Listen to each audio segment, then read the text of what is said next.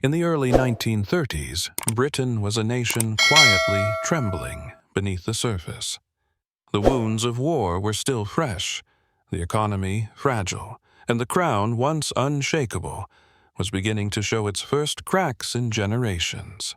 Amid this uncertainty, one woman sensed the storm long before it reached the gates of Buckingham Palace. Not a queen, not a monarch, just a gentle Scottish noblewoman who never sought power, Lady Elizabeth Bowes-Lyon, the woman who would one day become the Queen Mother. She had married Albert, the Duke of York, believing they would live a modest royal life, supporting Rolls' charitable work and the comfort of raising a family far from the glare of the throne. But everything changed the moment one man, Albert's older brother, fell deeply and dangerously in love. King Edward VIII was captivated by Wallis Simpson, an American woman twice divorced. To him, she was his companion, his soulmate, his freedom. To the British government, the church, and the monarchy, she was an existential threat. As heated debates erupted behind closed doors, one truth slowly surfaced. If Edward insisted on marrying Wallis, he could not remain king. And if he gave up the crown, Albert would be forced to take it. Albert, shy, gentle, plagued with a severe stammer, was never meant to rule. The thought of becoming king terrified him. But for Elizabeth, it was something far worse. She knew that if the throne fell upon her husband, it would crush him. She feared the weight, the public scrutiny, the relentless expectations, everything that had already carved deep scars into his childhood. In the quiet corners of their home, away from court politics and royal advisors, she saw a truth no one else dared to acknowledge. The monarchy could only survive if she sacrificed the life she loved. Her peace, her privacy, her freedom. This was the darkest hour she never spoke of. The moment she realized that destiny was no longer something her family could avoid.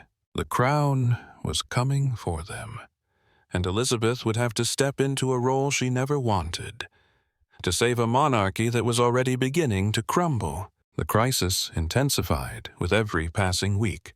Across Britain, whispers filled the streets. Newspapers spoke cautiously, but everyone knew the truth. The king was choosing love over the crown. Inside Buckingham Palace, the tension was suffocating. Advisors pleaded, prime ministers warned, church leaders insisted a twice-divorced woman could never become queen consort. But Edward, charming, stubborn, and deeply infatuated, refused to bend. And as the world held its breath, one man suffered more than anyone else. Albert. He watched helplessly as the monarchy approached the edge of collapse. Every time he entered a room, someone whispered the same fear. If His Majesty abdicates, it must be you. Albert's hands shook. His speech faltered. He could barely look his wife in the eyes. He wasn't built for this. Not for the speeches, the responsibility, the pressure of ruling an empire, spanning continents. And on one winter evening, after another draining meeting with the Prime Minister, he confessed the truth to Elizabeth. I cannot be king. I am not strong enough. Elizabeth listened in silence, her heart aching for the man she loved. She knew his self-doubt ran deeper than the public ever understood. His childhood had been marked by fear, by a father who scolded him, by a family that rarely acknowledged his struggle with speech. Now the nation was about to place the full weight of the crown on his shoulders. That night, long after the palace corridors had gone quiet, Elizabeth walked alone through their private rooms. She touched the framed photographs of their daughters Elizabeth and Margaret. She paused at the window, staring into the cold London darkness. She knew what accepting the crown meant. Their quiet family life would be gone. Their children would inherit a destiny they never asked for. And Albert, the man she had spent years protecting, would be thrown into the fiercest spotlight in the world. In that moment, Elizabeth made a decision. She would not allow her husband to fall. She would hold him up, shield him, and guide him even if it destroyed the peaceful life she cherished.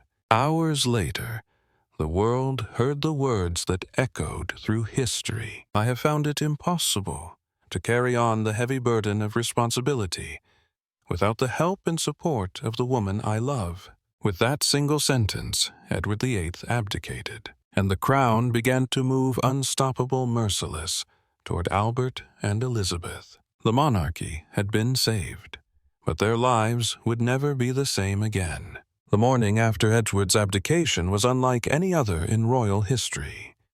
London woke under a pale winter sky, quiet, uncertain, suspended between fear and hope. Inside Clarence House, Albert sat motionless, staring at the unsigned documents that would make him king. His breath was shallow. His hands trembled. Every instinct in him wanted to run, but beside him stood Elizabeth, calm, composed, though her heart was breaking. She had never wanted the throne, not for herself, and certainly not for her gentle, anxious husband. Yet the crown did not ask for volunteers. It demanded loyalty, duty, and sacrifice. When the Archbishop of Canterbury arrived to discuss the transition, Albert hesitated so long that the silence became painful. He stammered, fighting for words, unable to hide the fear rising in his chest. That was the moment Elizabeth stepped forward. With a steady voice, she spoke not as a royal consort, but as the anchor of a man the world was about to judge. "He will take on this responsibility," she said softly, "and I will support him every step of the way." The room stilled. Even Albert stared at her, stunned. She had just sealed their fate. After the Archbishop left, he turned to her with tears forming in his eyes. "Why would you agree to this?" he whispered. "You know I am not fit to be king." Elizabeth took his hands gently. "Because the country needs you, and you will not do this alone." She didn't tell him the rest, the part she kept hidden in her heart, that this was not just her duty, it was her sacrifice. She would lose her privacy, her peaceful family life, her freedom. She would become the shield of a monarchy teetering on the edge. She would absorb the criticism, the pressure, the expectations, so that Albert wouldn't break beneath them. And when the world saw King George VI strong and dignified, they would never know the truth, that behind every speech, behind every public appearance, behind every act of courage, stood Elizabeth, not because she craved the throne, but because she loved a man who never wanted it, and loved a country that desperately needed him. In the quiet of that moment, before the coronation, before the war, before the weight of history settled on their shoulders, Elizabeth bowed her head and accepted her destiny. She would sacrifice everything to save the monarchy. The early years of King George VI's reign were fragile, uncertain, and weighted with doubt. But nothing could have prepared Britain or the new king and queen for what would come next: war. When World War II erupted, the monarchy was thrust into its greatest test since the Victorian era. Bombs thundered across London. Families fled their homes. Entire streets vanished overnight. In the darkness, fear grew like a shadow over the nation. And yet, the people began to look toward the one institution that had survived every storm, every crisis, every upheaval: the crown. But the man wearing that crown, King George VI, was still battling his own insecurities. His speeches were difficult. The pressure was immense, and the world's eyes were watching. This was the moment Elizabeth's sacrifice became something far greater. She transformed from a reluctant queen into the emotional backbone of Britain. While advisors urged the royal family to evacuate to Canada, Elizabeth refused with a quiet, unwavering strength. "The children will not go without me. I will not go without the king, and the king will never leave." Those words spread across the nation like wildfire. People who had lost everything found courage in her resolve. Women in bomb shelters whispered her name with pride. Soldiers wrote home saying they fought harder because their king and queen stayed with them.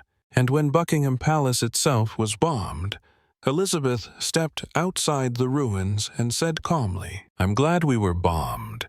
It makes me feel we can look the East End in the face." In that single moment, she became more than a queen. She became one of them, a mother figure to a frightened nation, a symbol of endurance. Behind closed doors, she supported George with a tenderness the world never saw. Every speech he delivered during the war, the ones that would later inspire a nation, was rehearsed with her guidance.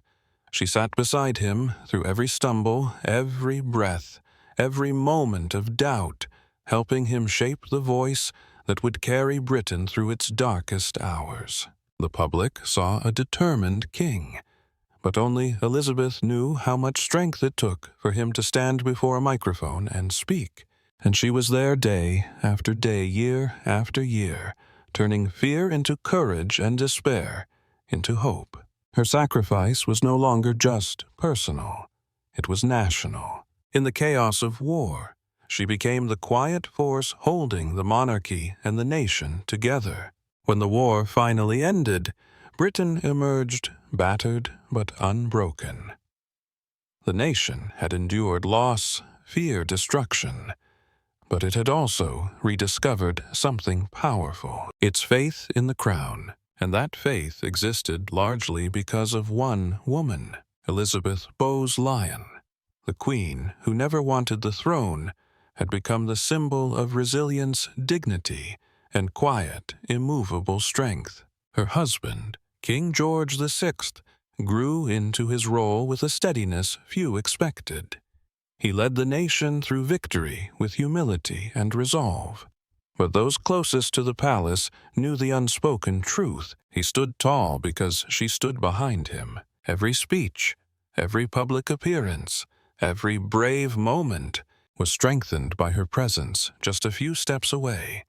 A glance, a nod, a squeeze of the hand to calm his trembling. But in 1952, the moment she had feared since the abdication finally arrived. George VI, worn by war, burdened by duty, passed away far too young, and Elizabeth, now widowed, faced a loss deeper than the monarchy had ever witnessed. The world expected her to fade quietly into the background. Instead, she rose again. The grief that could have broken her became the foundation of a new purpose. She stepped into the role of the Queen Mother with grace and a fierce determination to guide the monarchy through yet another transition, this time under her daughter, the new Queen Elizabeth II. And for the next 50 years, through political upheavals, family scandals, national tragedies, and the evolving modern world, she remained one of the most beloved figures in British history. People adored her not because she was royal, but because she was human, warm, witty, courageous, and unfailingly devoted to her family and her country. In her later years, as she appeared on palace balconies with her trademark smile and sparkling eyes, many forgot the truth, buried deep beneath the legend. The monarchy survived one of its greatest crises because of her sacrifice. Elizabeth had given up the peaceful life she wanted to protect the throne. She had steadied her husband when the world doubted him. She had stood with Britain when bombs fell outside her window. She had shaped a generation's faith in the crown. And when she passed away in 2002, at the age of 101, millions lined the streets to say goodbye, not just to a queen, but to the woman who had carried a nation through its darkest hour. Her legacy remains woven into the fabric of the monarchy she once never wanted to join, a quiet reminder that sometimes the greatest power lies not in the crown itself, but in the one who chooses to carry it for the sake of others.